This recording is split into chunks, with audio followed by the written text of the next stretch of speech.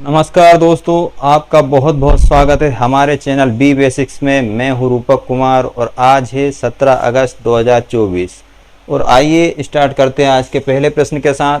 पहला प्रश्न है, जूनियर हॉकी टीम के मुख्य कोच कौन बने हैं? ऑप्शन इस प्रकार है, PR Sreejesh, SB Sunil, option C है मनप्रीत सिंह और डी इनमें से कोई नहीं। तो हॉकी इंडिया यानी HI ने आधिकारिक तौर पर घोषणा की है कि सेवानिवृत्त गोलकीपर PR श्रीजेश भारतीय जूनियर पुरुष हॉकी टीम के नए मुख्य कोच होंगे। ये फैसला ओलंपिक 2024 में भारत की हालिया कांस्य पदक जीत के बाद लिया गया है। ठीक है दोस्तों, तो इस क्वेश्चन का सही आंसर को क्या होगा? Option A PR Sreejesh. अगला क्वेश्चन है, हाल ही में कैनबरा में भारत ऑस्ट्रेलिया के बीच कौन सी द्विपक्षीय समुद्री सुरक्षा वार्ता बैठक आयोजित की गई? ऑप्शन है अपने पास पहली, दूसरी, तीसरी या छठवीं। तो भारत ऑस्ट्रेलिया व्यापक रणनीति साझेदारी को और मजबूत करने के प्रयास में भारत और ऑस्ट्रेलिया ने दो महत्वपूर्ण द्विपक्षीय बैठकों की मेजबानी की है। समुद्री सुरक्षा सुनिश्चित करने में आपसी सहयोग को मजबूत करने के लिए ऑस्ट्रेलिया ने अपनी राजधानी कैनबरा में छठवीं, प्रश्न का है क्या था, कौन सी? तो ये थी छठवीं भारत ऑस्ट्रेलिया समुद्री सुरक्षा वार्ता की मेजबानी की है। किसने? ऑस्ट्रेलिया ने। तो इस क्वेश्चन का सही आंसर क्या है? ऑप्शन डी छठवीं। अगला क्वेश्चन है, वॉइस ऑफ ग्लोबल साउथ शिखर सम्मेलन जिसकी मेजबानी भारत करेगा, इसका विषय क्या होगा? ठीक है दोस्तों, ऑप्शन इस प्रकार है, एक सतत भविष्य के लिए एक सशक्त वैश्विक दक्षिण, ऑप्शन बी है हम एक साथ विकास की ओर, ऑप्शन सी है विकास की ओर एक कदम और ऑप्शन डी है निरंतरता ही विकास है। तो विदेश मंत्रालय यानी MEA ने जानकारी देते हुए बताया कि भारत 17 अगस्त को तीसरे वॉइस ऑफ ग्लोबल साउथ शिखर सम्मेलन की मेजबानी करेगा। इस सम्मेलन का विषय क्या होगा? एक सतत भविष्य के लिए एक सशक्त वैश्विक दक्षिण।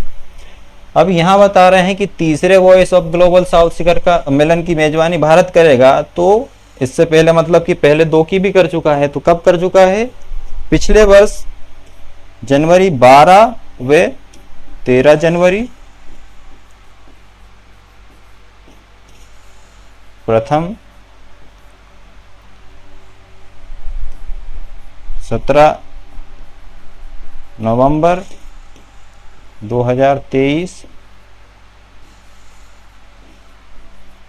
द्वितीय और 17 अगस्त 2024 को ये तीसरा सम्मेलन होगा जिसकी मेजबानी भारत देश करेगा। ठीक है दोस्तों, तो इसका ऑप्शन ए सही आंसर होगा। अगले क्वेश्चन की ओर बढ़ते हैं। क्वेश्चन है, किसके द्वारा स्वतंत्रता दिवस भाषण में सेक्युलर नागरिक संहिता का आह्वान किया गया है? ऑप्शन इस प्रकार है, ऑप्शन ए है अमित शाह, ऑप्शन बी है नरेंद्र मोदी, ऑप्शन सी द्रौपदी मुर्मू और ऑप्शन डी इनमें से कोई नहीं। तो प्रधानमंत्री नरेंद्र मोदी ने वर्तमान नागरिक संहिता को सांप्रदायिक और कौन सी भेदभावकारी करार देते हुए कहा है कि सेकुलर नागरिकता संहिता को समय की मांग बताया गया है। क्या कि अब समय आ चुका है कि समान नागरिकता संहिता जो है समस्त देश पर लागू की जाए, जिससे हमारी जो यह हाल ही में चल रही संहिता है उसको दूर करके भारत को एकजुट बनाने का समय आ गया है। और वो कब होगा? जब सेकुलर नागरिक संहिता यानी कि धर्म निरपेक्ष नागरिक संहिता लागू होगी, तभी जो है भारत देश एकजुट और एक समान दिखाई देगा। ठीक है दोस्तों, तो इस क्वेश्चन का सही आंसर है ऑप्शन बी नरेंद्र मोदी। अगला क्वेश्चन है, हाल ही में समाचारों में देखी गई जियो पारसी योजना, कौन सी योजना? जियो पारसी योजना का प्राथमिक उद्देश्य क्या है? ऑप्शन में अपने पास है, यहाँ पर पारसी बच्चों की शिक्षा को बढ़ावा देना। ऑप्शन बी है पारसी आबादी की घटती प्रवृत्ति को उलटना। ऑप्शन सी है पारसी व्यवसाय के लिए एक वित्तीय सहायता प्रदान करना। और ऑप्शन डी है पारसी सांस्कृतिक गतिविधियों को प्रोत्साहित करना। तो अल्पसंख्यक कार्य मंत्रालय द्वारा 2013-14 में शुरू की गई इस योजना में भारत में घटती पारसी आबादी को पलटना एक मुख्य उद्देश्य है। इसमें 3 घटक शामिल है। क्या क्या है? चिकित्सा सहायता, समुदाय का स्वास्थ्य और वकालत, ये 3 घटक इसमें शामिल है। ठीक है, ये योजना पारसी जोड़ों को चिकित्सा उपचार और बच्चों की देखभाल और बुजुर्गों की सहायता के लिए वित्तीय सहायता भी प्रदान करती है। ठीक है दोस्तों, तो इस क्वेश्चन का सही जवाब क्या है? ऑप्शन बी, पारसी आबादी की घटती प्रवृत्ति को उलटना।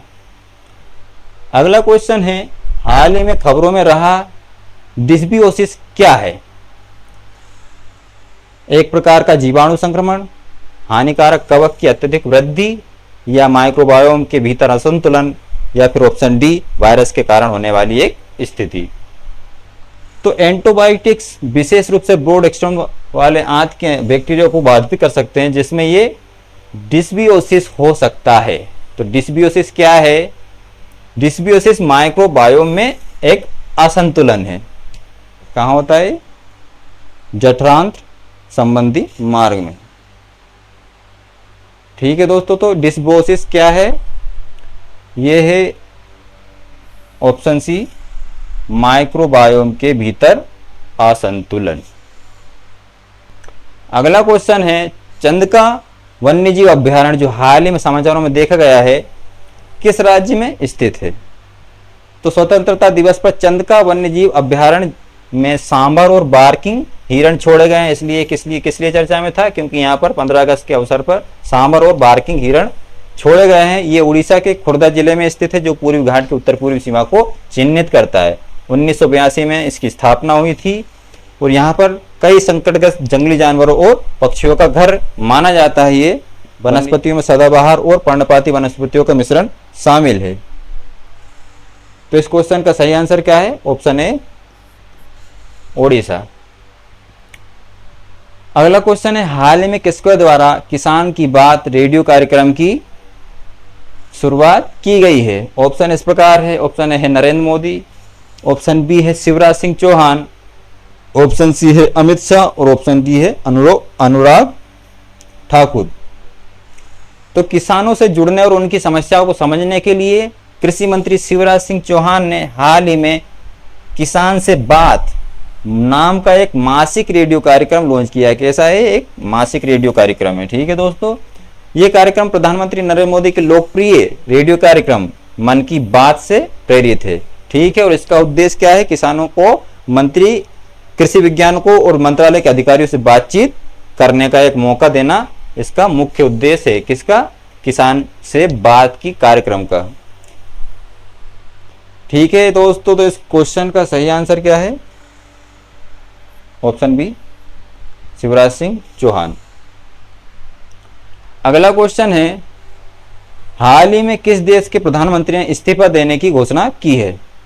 ऑप्शन इस प्रकार है, दक्षिण Korea, option B Japan, option C Indonesia और ऑप्शन डी नेपाल। तो हाल ही में जापान के प्रधानमंत्री फूमियो किशिदा ने अगले महीने प्रधानमंत्री पद से इस्तीफा देने की घोषणा की है। किशिदा ने कहा है कि वे सत्ताधारी लिबरेटरी डेमोक्रेटिक पार्टी के अध्यक्ष पद का चुनाव नहीं लेंगे। इसका मतलब वो है कि वो अगले ही महीने जो है पीएम पद का जो है चुनाव होने वाला है। तो इसका मतलब ये है कि वो चुनाव नहीं लड़ रहे हैं, तो वो अगले महीने जो है इस पद से इस्तीफा दे देंगे। ठीक है दोस्तों, तो इस प्रश्न का सही उत्तर क्या है? Option B, Japan. अगला क्वेश्चन देखते हैं, हाल ही में भारत के 75 महान क्रांतिकारी पुस्तक का विमोचन किसके द्वारा किया गया है? ऑप्शन इस प्रकार है, हरिवंश नारायण सिंह, ऑप्शन बी जगदीप धनकर, ऑप्शन सी द्रौपदी मुर्मू और ऑप्शन डी इनमें से कोई नहीं। तो राज्यसभा उपसभापति हरिवंश नारायण सिंह ने राज्यसभा सांसद भीम सिंह की नवीनतम पुस्तक भारत के 75 महान क्रांतिकारी पुस्तक का विमोचन किया है। किनके द्वारा लिखित है यह पुस्तक? भारत के 75 महान क्रांतिकारी किनके द्वारा लिखित है? राज्यसभा सांसद भीम सिंह के द्वारा। और इस पुस्तक का उद्देश्य क्या है? ऐतिहासिक बलिदानों को पहचान कर विकसित भारत के निर्माण को एक प्रेरणा देना है इसका मुख्य उद्देश्य है। तो इस क्वेश्चन का सही आंसर क्या है दोस्तों? Option A Harivansh Narayan Singh. तो आज के लिए बस इतना ही दोस्तों, कल फिर मिलेंगे एक नए वीडियो के साथ। तब तक के लिए धन्यवाद। जय हिंद, जय भारत।